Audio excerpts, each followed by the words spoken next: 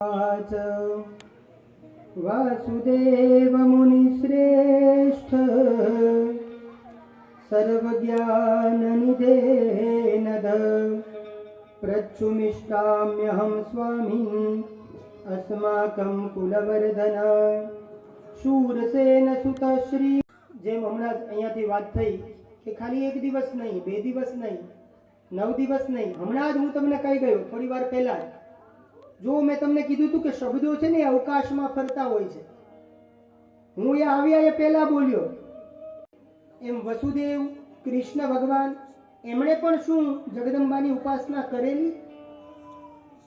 આમ જ્યાં વાત કરી હસ્તિનાપુરની અંદર વેદવ્યાસજી મહારાજ કથા કરે છે અને જન્મેજય એ કથા સાંભળે છે, એટલે હવે કૃષ્ણ જન્મ તરફ આ કથા જાય છે. પણ આપણે દેવી ભાગવત કરીએ છીએ એટલે હું કનૈયામાં વધારે આપણે તમને નહીં લઈ જાઉં, કારણ કે સમય પણ થઈ ચૂક્યો છે અને મારે નવદુર્ગા પ્રાગટ્ય સુધી પહોંચવું છે. આપણે બધા જ જાણીએ છીએ અહીંયા જન્મેજય આરંભની અંદર પ્રશ્ન કર્યા છે કે આ વસુદેવ એ કોના પુત્ર હતા, અથવા તો વસુદેવ અને દેવકી એના પૂર્વજન્મની તમે કથા કહો. પછી આજે 6 દીકરાઓ જેને કંસ પટકી પટકીને મારે છે તો એને કેમ મરવું પડ્યું, એ કોના સંતાનો હતા એની કથા જણાવો. દેવી ભાગવત એટલા માટે સાંભળવું જોઈએ, ભાગવતની અંદર તમને જેટલા જેટલા પ્રશ્ન થાય એ બધાના જવાબ તમને દેવી ભાગવતમાં મળે. એટલા માટે બધું જ સાંભળો, ખાલી એક વસ્તુ સાંભળી અને પૂર્ણ વિરામ મૂકી દો એવું નહીં વાલા. આ તો સાગર છે, આ તો સમુદ્ર છે. અસિતગીરી સમમ સ્યાત કજ્જલમ સિંધુ પાત્રે સુર તરુવર શાખા લેખની પત્ર મુરલી. આ તો સમુદ્ર છે વાલા, આનો કોઈ દી પાર આવે એમ. પણ જેટલા જેટલા ભાગવતમાં તમને પ્રશ્ન થાય એના જવાબ દેવી ભાગવતમાં મળે કે આ શાંતનુનો ગત જન્મ કોનો હતો, ભીષ્મ કોણ, દેવકી અને વસુદેવ કોણ, એનો ગયો જન્મ શેનો હતો. એવા તો એમણે કેવા તપ કર્યા જેના કારણે સાક્ષાત દેવાદિદેવ મહાદેવ કૃષ્ણ એમના ઘરે બ્રહ્મ બાળક બનીને આવે. આવા પ્રશ્ન જન્મેજય કરે છે. યુધિષ્ઠિર કોણ, ભીમ કોણ, નકુલ કોણ, સહદેવ કોણ, હું તમને આગળ કહી ગયો. અર્જુન એ કોના પુત્ર છે, કોનો અંશ છે? ઇન્દ્ર મહારાજનો અંશ છે. યુધિષ્ઠિર કોનો અંશ છે આપણે આગળ જોઈ ગયા વાલા, એટલે હું વિસ્તાર નથી કરતો. યુધિષ્ઠિર ધર્મરાજાનો અંશ, અર્જુન ઇન્દ્ર મહારાજનો અંશ, ભીમ એ વાયુદેવનો અંશ, આપણે આગળ જોઈ ગયા. પણ અહીંયા આ કશ્યપ ઋષિ એટલે વસુદેવ અને દેવકી એનો પૂર્વજન્મ, એટલે પૂર્વજન્મની અંદર એ કોણ બોલે? કશ્યપ મુનિ. અહીંયા બહુ સરસ મજાની વાત કરી છે. અને આ કશ્યપ ઋષિ આખી પૃથ્વી પોતાની પ્રજાથી જો કોઈએ ભરી હોય તો એ કશ્યપ મુનિએ, કારણ કે દક્ષ પ્રજાપતિ એને 60 કન્યાઓ હતી. કેટલી? હવે 60 કન્યાઓમાંથી એમણે 10 કન્યા ધર્મને પરણાવી, 13 કન્યાઓ કશ્યપ મુનિને પરણાવી, 27 કન્યાઓ ચંદ્રમાને પરણાવી, 2 ભૂતને પરણાવી, 2 અંગીરાને પરણાવી, 2 કુશાશ્વને પરણાવી, 4 તાર્ક્ષને પરણાવી. પણ એમાં જે 13 પત્ની હતી કશ્યપ ઋષિ, એટલે આ દક્ષની 13 દીકરીઓ એ કશ્યપ મુનિને પરણાવી. અને આજે પણ તમને બધાને આપણને કોઈને જ્યારે આપણું ગોત્ર ન આવડે, બ્રાહ્મણો ઘરે આવે ને ત્યારે સંકલ્પ કરાવે, કોઈ પણ પૂજા વિધિ યજ્ઞ તો એમાં તમને પૂછવામાં આવે કે તમારું ગોત્ર કોણ, તમે કયા કુળમાં જન્મ્યા છો, તમારી કુળદેવીમાં કોણ. એટલા માટે સુખી થવું હોય તો ક્યારે કુળદેવી માને ભૂલવાના. એટલા માટે આપણી દીકરી બીજાના ઘરે અને બીજાની દીકરી આપણા ઘરે, એવું કેમ? એવું કેમ? ક્યારેક પૂછો કોઈ બ્રાહ્મણને, ક્યારેક પૂછો કોઈ જાણકારને. એટલા માટે જન્માક્ષરમાં નાડી મેળવવામાં આવે. નાડી જન્મકુંડલી જ્યારે તમે મળાવો ત્યારે એક નાડી વાળા, નાડી એટલે શું પેલા તો એ ખબર હોવી જોઈએ. વાત, આપણી પાસે એટલો સમય નથી, પણ વાત, પિત્ત અને કફ આ 3 પ્રકૃતિ જ્યારે ભેગી થાય ત્યારે નાડી બને, જેને આપણે કહીએ આદ્ય નાડી, મધ્ય નાડી અને અંત્ય નાડી. હવે શરદીવાળાને શરદીવાળા હારે ન ફાવે, દેશી ભાષામાં સમજાવું, સમજાય છે? એટલા માટે નાડી મેચ કરવામાં આવે કે ભાઈ આની નાડી કઈ છે, શું આની સાથે મેચ થશે. જો આવું જોવામાં આવે ને તો પ્રજોત્પત્તિમાં સમસ્યા ન થાય, સંતાનમાં તકલીફ ન આવે. એટલે મારે તમને સમજાવવું છે કે આ કશ્યપ મુનિ એને આખી પૃથ્વીને જો કોઈ ભરી દીધી હોય તો એ કશ્યપ મુનિ. આ કશ્યપ મુનિની 13 પત્ની. આ તમારા માટે એક વાત સમજવા જેવી છે. આ વાત કરી અને હું આગળ વધું. આ વાત બહુ જીવનમાં ઉતારવા જેવી છે. આપણને ઘણીવાર એમ થાય કે આ ઝાડવાની ઉત્પત્તિ ક્યાંથી થઈ, તો ખોલો દેવી ભાગવત. આપણને એમ થાય કે આ સાપની ઉત્પત્તિ ક્યાંથી થઈ, ખોલો દેવી ભાગવત. પણ કથામાં ધ્યાન આપ્યું હોય તો, એટલે આપણને જ્યારે આપણું ગોત્ર ખબર ન હોય, કોઈને પણ પોતાનું ગોત્ર ન આવડતું હોય, તો એનું ગોત્ર થાય કાશ્યપ. કારણ કે આખી પૃથ્વીને આ કાશ્યપ મુનિ એના કારણે તમામ પૃથ્વીમાં તમને જેટલું દેખાય એ બધી કશ્યપ ઋષિનું છે. એટલા માટે જો ગોત્ર યાદ ન હોય તો તમે કાશ્યપ ગોત્ર એમ કહી શકો. ગઈકાલે મેં તમને એક વાત શીખવાડી હતી કે આપણને આપણી કુળદેવી માની ખબર ન હોય, આપણને કે આપણી અંબેમાં, મહાકાલીમાં, મહાકાલી, મહાલક્ષ્મી, મહાસરસ્વતી, જો આપણી કુળદેવીની ખબર ન હોય તો આદ્ય શક્તિ માં અંબા એ આપણી કુળદેવી માં છે, આવું દેવી ભાગવત કહે છે. અને જો આપણને આપણા ગોત્રની ખબર ન હોય તો કાશ્યપ ગોત્ર એ આપણું ગોત્ર છે. હવે જરા ધ્યાન આપજો. આ કશ્યપ મુનિ એની 13 પત્નીઓ છે. એમાં અદિતિથી જેટલા થયા એ બધા આદિત્યો થયા. કશ્યપ અને અદિતિથી જેટલા થયા એ બધા દેવો કહેવાયા, આદિત્યો કહેવાયા. અને દિતિથી જેટલા થયા એ બધા દાનવો કહેવાયા. એક ધનુ નામની પત્ની હતી, એનાથી 61 દાનવોની ઉત્પત્તિ થઈ. એના નામે અહીંયા લખ્યા છે. દુર્મુખ, શંબલ, હયગ્રીવ, કંસ, આવા બધા દાનવોની વાત અહીંયા કરી છે. પછી કાષ્ઠા નામની એક પત્ની હતી, એનાથી 2 ખરીવાળા પ્રાણીઓ થયા, એટલે ઘોડો, સર્પ, આ એ બધા પ્રાણીઓની વાત કરી. એની ઉત્પત્તિ ક્યાંથી થઈ? પછી અરિષ્ઠા નામની પત્ની, એનાથી બધા ગાંધર્વો થયા. આ જે સંગીત વાળા જે વગાડે છે આ બધા ગાંધર્વો. એક કશ્યપની અરિષ્ઠા નામની પત્ની, એમાંથી એની ઉત્પત્તિ થઈ છે. પછી સુરસા નામની પત્ની, એનાથી યાતુદાન આદિ રાક્ષસોની ઉત્પત્તિ થઈ. ત્યારબાદ ઈલા નામની પત્ની, એનાથી બધા વૃક્ષોનું સર્જન થયું. પછી મુનિ નામની પત્નીથી બધી અપ્સરાઓ થઈ. આપણે આગળ જોઈ ગયા ને બધી અપ્સરાઓની વાત, અપ્સરાઓની કથા. એક કોનાથી સર્જન થયું? કશ્યપ અને મુનિ નામની પત્ની, એનાથી બધી જ અપ્સરાઓ આવી. પછી સુરભી નામની પત્ની, એનાથી 2 ખરીવાળા પશુઓ એટલે કે ગાય.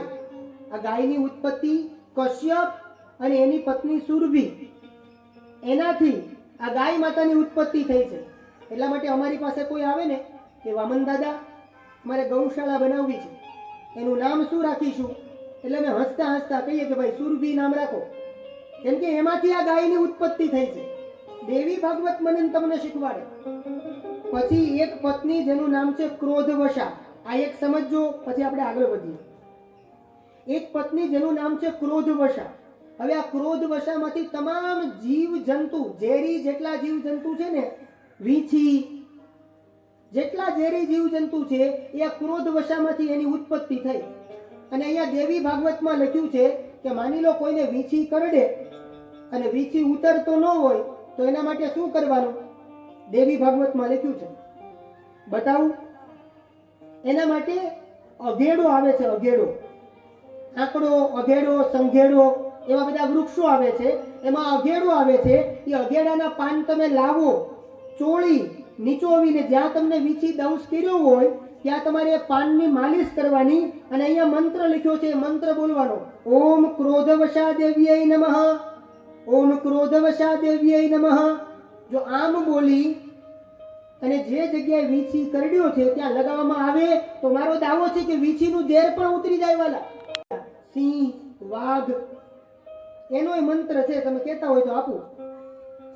વાઘનો ને સિંહનો ડર ન લાગે એનોય મંત્ર દેવી ભાગવતમાં આપ્યો છે. બોલો. માની લો કદાચ તમે જંગલમાં રહેતા હો અને તમને સિંહ, વાઘ, જેમ કે અમારી બાજુ કાઠિયાવાડમાં તમે આવો અને જુનાગઢ બાજુ જાઓ, ગીરમાં જાઓ, તાલાલામાં જાઓ, તો ત્યાં કોણ હોય?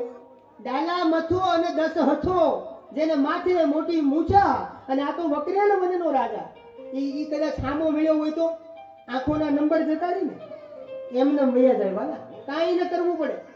પણ જો હિંસક પ્રાણીઓનો ડર લાગતો હોય તો એના માટે અહીંયા મંત્ર બતાવ્યો છે કે જો એનો ડર તમને ન લાગે તો એના માટે તમે એની માનું નામ છે શર્મા. ઓમ શર્માદેવ્યય નમઃ, ઓમ શર્માદેવ્યય નમઃ. આ મંત્ર બોલો તો સિંહ પણ એની દિશા બદલી નાખે. બોલો, સિંહે સમજે. બોલો, પણ એક સમજતું કોણ નથી એ આપણે નક્કી કરવાનું. કોણ નથી સમજતું ને ઈ.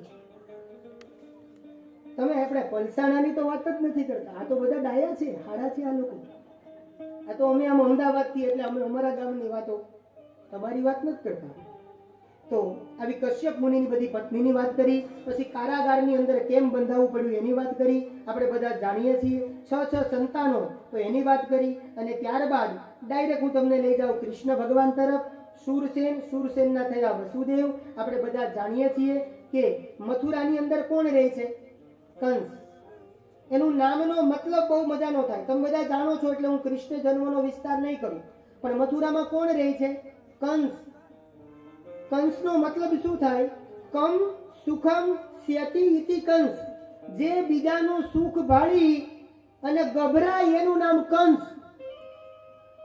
જે બીજાનું ભાળીને જેના હૃદયમાં તેજો ભાવ જાગે, ઈર્ષા જાગે, દ્વેષ જાગે, એ બધા સમાજના, તમે બોલ્યા હું નથી બોલ્યો, એટલે કોકનું ભાળીને રાજી. એટલા માટે મેં આગળ તમને કીધું હતું, હજી એકવાર સમજાવું. ખાઈમાં પડેલો વ્યક્તિ, ખાઈમાં જે પડ્યો હોય એ ઉપર આવી શકે છે. ખાઈ મતલબ ખાડો. ખાઈમાં જે વ્યક્તિ પડ્યો હોય એને તમે આમ હાથ આપો, બાવડું આપો તો એ ઊંચો આવી શકે છે. પણ જે અદે ખાઈમાં પડ્યો હોય એને તો બ્રહ્મા નો સુધારી શકે. વાલા સમજાય છે? એટલે બને તો એકાબીજા પ્રત્યે પ્રેમ રાખવો, હળી મળીને રહેવું, લાગણી ભાવ રાખવો એકાબીજા પ્રત્યે. તો આપણે બધા જાણીએ છીએ. અને ત્યારબાદ વસુદેવ અને દેવકી, એટલે આ કંસ, કૃષ્ણ કથા તમે જાણો છો.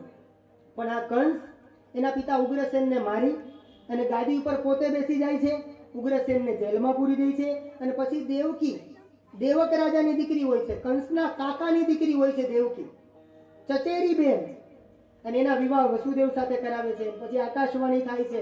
આપણે બધા જાણીએ છીએ કે આ તારી બેન દેવકી, એને જે તું વળાવે છે એનો 8મો ગર્ભ, 8મો બાળક એ તારો કાળ બનીને આવશે.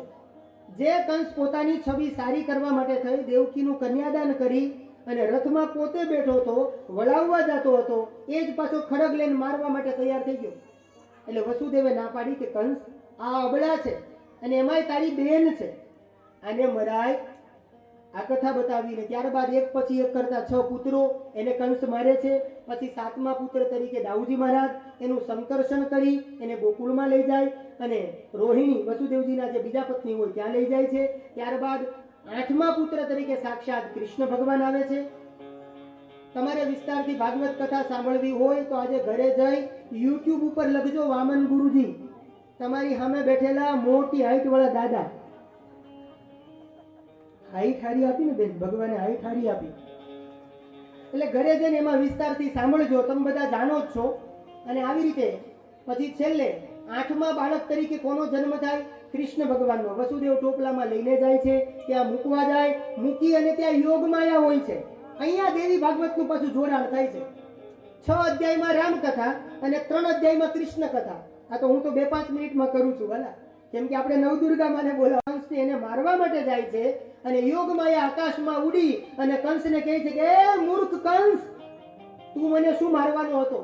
તને મારનારો તો સુરક્ષિત સ્થાને પહોંચી ગયો છે. અને આ બાજુ અષ્ટભુજાળીનું જે સ્વરૂપ હતું મહામાયા, એ ત્યાંથી ઉડી અને વિંધ્યાચલ પર્વત ઉપર કે નંદ ગોપ ગૃહે જાતા યશોદા ગર્ભ સંભવા તતસ્તૌ નાશયિષ્યામિ વિંધ્યાચલ નિવાસિની. આજના વિંધ્યાચલ પર્વત ઉપર એ વિંધ્ય વાહિની તરીકે બેસે છે. કૃષ્ણ ભગવાન મોટા થાય છે, એની બધી બાળ લીલા, ભગવાન વધારે મોટા થયા. પરમાત્મા ગોકુળ, મથુરા, વૃંદાવનની લીલા કરી. ભગવાનના વિવાહ થયા, રૂકમિણી સાથે વિવાહ થયા. 16,108 નારીઓના ભગવાન સ્વામી થયા. એનાથી આગળ જતા એક પ્રદ્યુમ્ન નામનો પુત્ર, રૂકમિણી અને કૃષ્ણ, એના દ્વારા પ્રદ્યુમ્ન નામનો પુત્ર. અહીંયા પ્રદ્યુમ્નની કથા બહુ મજાની છે, પણ એને વંદન. એ પ્રદ્યુમ્ન નામનો પુત્ર જે થયો, એ પુત્ર મોટો થઈ અને સમરાસુરને મારે છે, જો તમે જોયું હોય તો. અને પ્રદ્યુમ્ન જ્યારે દ્વારિકામાં ભગવાન કૃષ્ણ માતાજીની ઉપાસના કરે છે અને પૂછે છે કે મને કેમ ખબર પડે કે આ મારો જ દીકરો છે, ત્યારે કીધું એને કે તમારો દીકરો જ્યારે દ્વારિકામાં આવશે ત્યારે બિલકુલ તમારી જેવો જ લાગતો હશે, એટલે ત્યારે જ તમે એને ઓળખી શકશો. અને જ્યારે તમારો દીકરો આવશે ત્યારે માતા રૂકમિણી એની છાતીમાંથી દૂધ ઉભરાવા લાગશે અને ત્યારે તમને ખબર પડશે કે આ મારો જ દીકરો છે. એટલે કૃષ્ણએ પણ માતાજીની ઉપાસના કરી છે, આ વાત બતાવી. અને હવે બહાર તપ કરે છે અને કરંબ એ નદીની જળની અંદર તપ કરે છે. એમાં ઇન્દ્ર મહારાજને ઈર્ષા થઈ એટલે એ મગરનું રૂપ લઈ અને દેવરાજ ઇન્દ્ર એ કરંબની પાસે આવે છે. આ ઇન્દ્રને ડર બહુ લાગે, સાધના કોક કરે અને ડર આને લાગે. બોલો, કથા કોક કરાવે, ભગવાનનું નામ કોક બોલે, ગાવું બીજાને, બોલવું બીજાને, છતાંય અનેક લોકોને ડર લાગતો હોય. બોલો, એને ક્યાં મૂકવા જવા? સમજાય છે? થોડુંક અત્યારે સમજાય, થોડુંક ઘરે ગયા પછી સમજાય. તો અહીંયા રંભ અને કરંબ બંને તપ કરે છે અને દેવરાજ ઇન્દ્રને ઈર્ષા થઈ કે આ મારું ઇન્દ્રાસન લઈ જશે તો એટલા માટે આ કરંબ એ ઇન્દ્રાસન એ ઇન્દ્ર મહારાજ મગર બનીને આવી અને કરંબને મારી નાખે છે.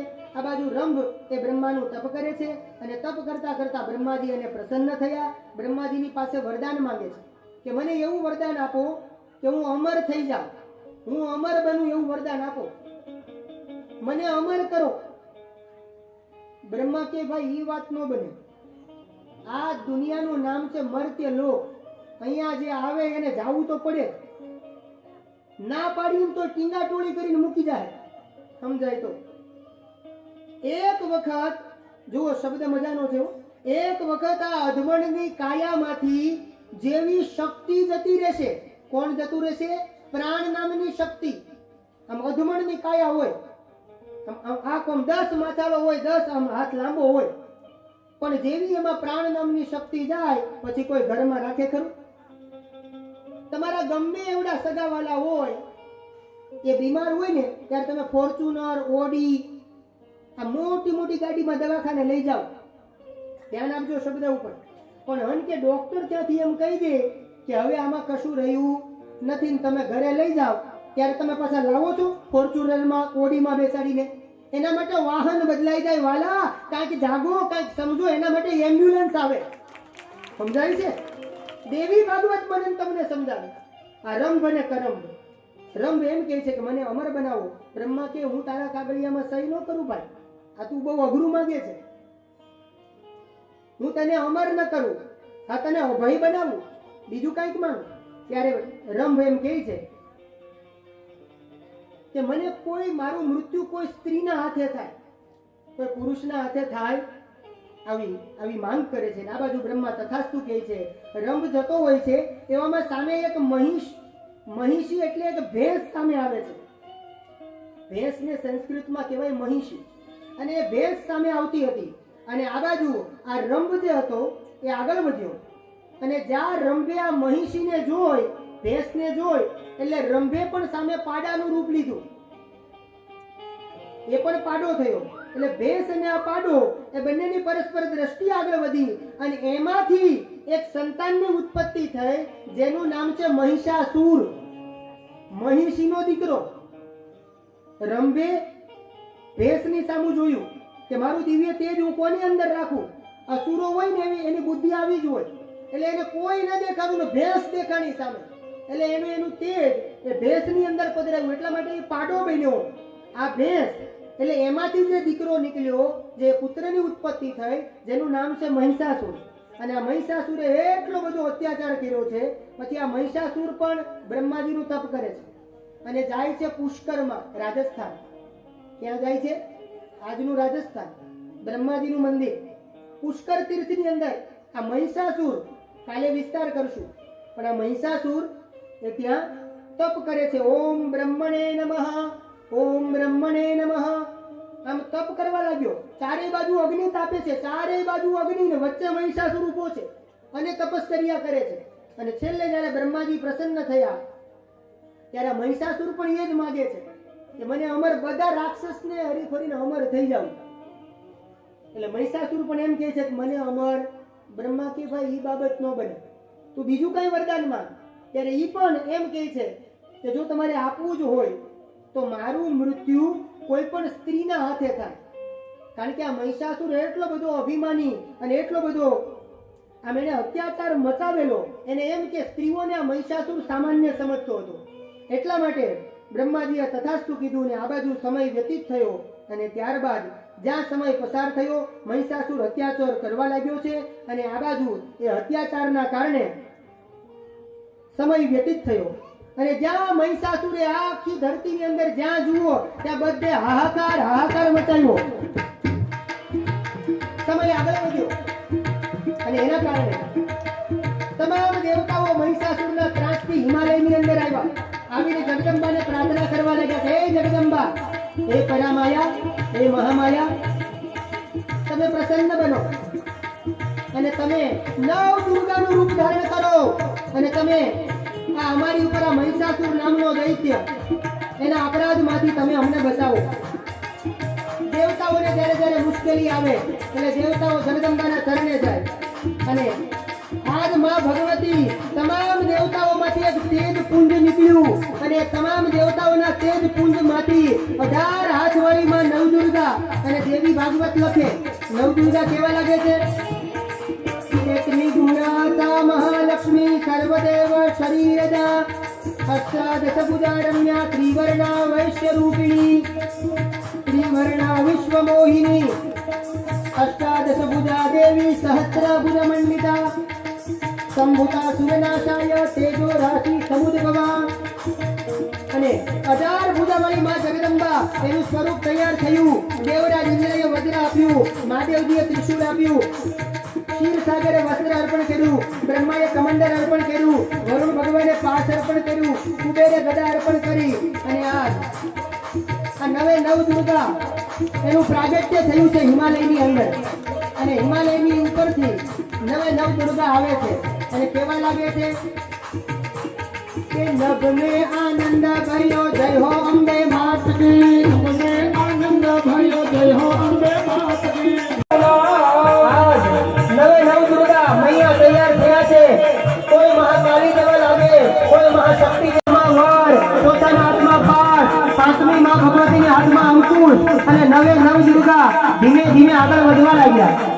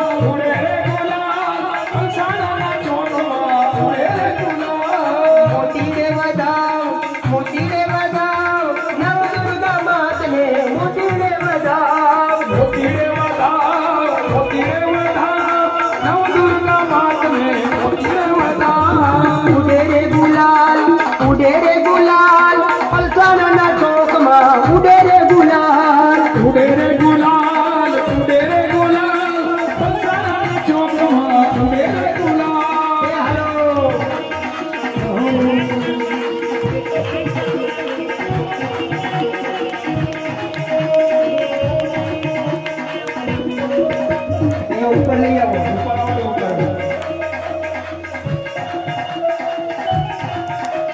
ચાર માતાજી આ બાજુ, પાંચ માતાજી આ બાજુ.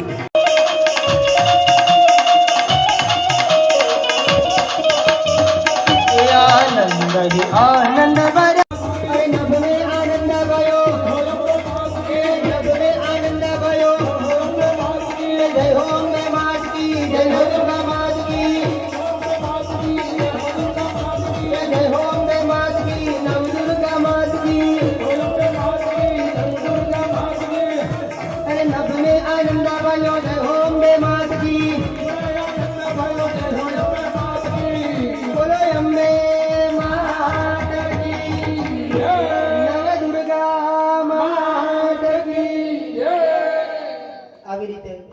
મહિષાસુરના વધ માટે આ નવે નવ દુર્ગાનું પ્રાગટ્ય થયું છે. આવી કથા દેવી ભાગવતના પંચમ સ્કંદના આરંભમાં છે. આજની 5મા દિવસની માતૃ પિતૃ પૂજન, જેમને પણ માતૃ પિતૃ પૂજા કરવી હોય તે ઘરેથી થાળી, વાટકી, ચમચી એટલું જ ખાલી તમારે ચમચી લાવવાની. સંગીતાબેન કલસરવાળું જોડું આવી જાય આરતી માટે. વિનોદભાઈ, રામુભાઈ, અંબે માતની રે દુર્ગા મંગલ આરતી ઉતારું અંબે હે મેં તો ફૂલ કેરો હારલો બનાવ્યો રે હે મારા માતાજીને હારલો કરાવ્યો રે હે મંગલ આરતી ઉતારું અંબે માતની રે હે મેં તો ભાવના ભોજન બનાવ્યા રે હે મારા માતાજીને પ્રેમથી જમાડ્યા રે હે મંગલ આરતી ઉતારું અંબે માતની રે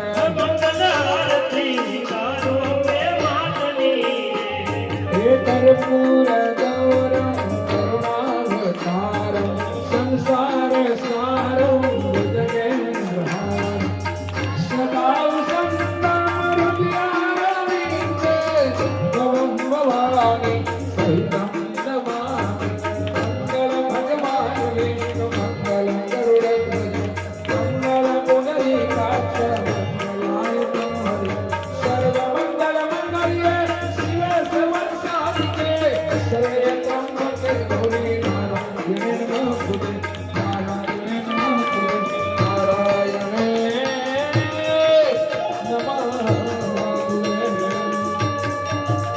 कालिकानि च पापानि जन्मान्तरकृतानि च तानि सर्वाणि नश्यन्तु प्रदक्षिणां पदे पदे આરતી ભગવાનને આપીને સાઈડમાં મૂકી દેજો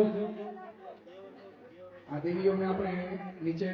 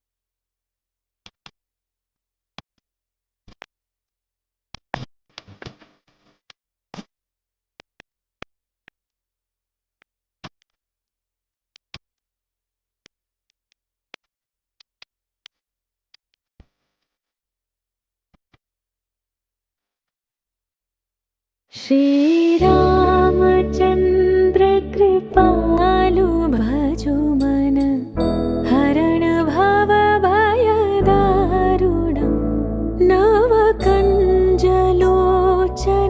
कञ्जमुखकर कञ्ज पदकञ्जारुणं श्रीराम श्रीराम श्रीराम श्रीराम श्रीरामचन्द्र कृपालु भजो